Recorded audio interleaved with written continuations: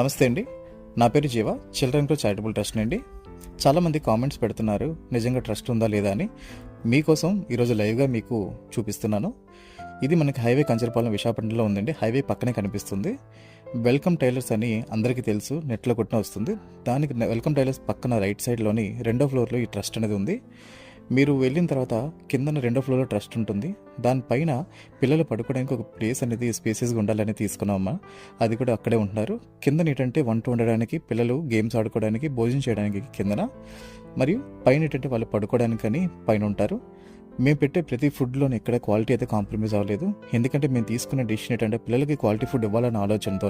ఇలాగే నా బర్త్డే అనేది పిల్లలతో సెలబ్రేట్ చేసుకునే ఇష్టమమ్మా. అందుకని ఒక ట్రస్ట్కి వెళ్ళి డొనేట్ చేద్దాం వెళ్ళినప్పుడు వారు పడే కష్టాలను చూసిన తర్వాత బాధ కలిగింది. ఆ రోజు తీసుకున్న నిర్ణయం క్వాలిటీ ట్రస్ట్ స్టార్ట్ చేయాలని నేను నిర్ణయించుకున్నాను. అందుకనే కష్టమైనా సరే క్వాలిటీ ఉండాలని మెయింటైన్ చేస్తున్నా.